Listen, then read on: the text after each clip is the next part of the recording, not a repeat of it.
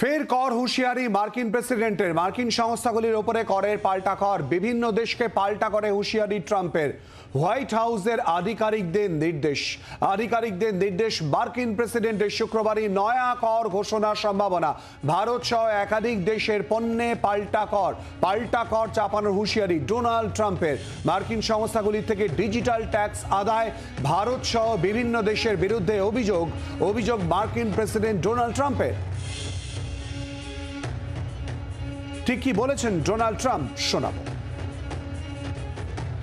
Many companies, too many to even mention, they're coming roaring back into this country, and it'll take maybe a little time, but not that much time. You're going to see things that you've never seen before at a level that you've never seen before, and Howard's going to lead that charge, and he'll help oversee the tariff and trade agenda along with many other things.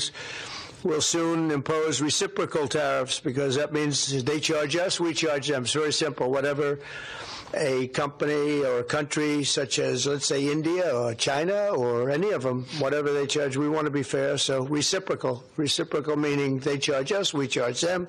We haven't done that. We've never done that. We were getting ready to do it until COVID hit. We had the greatest economy in the history of the world.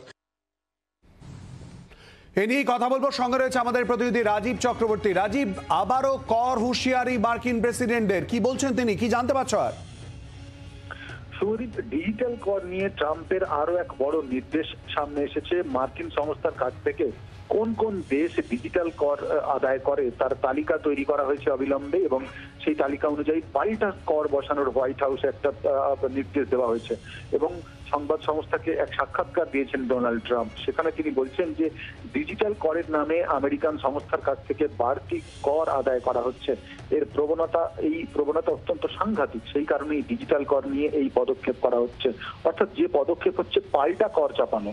করের অঙ্ক কত হবে দ্রুত তা ঘোষণা করা হবে বলেও ট্রাম্প জানিয়েছেন। এবং প্রেসিডেন্টের ঘোষণার পরই কিন্তু হোয়াইট হাউসের এক আধিকারিক বলেছেন, মার্কিন কোন সংস্থার কাছ থেকে বাড়তি কর আদায় করে অন্য কোনো দেশ লাভবান হোক, সেটা প্রেসিডেন্ট ট্রাম্প চান না।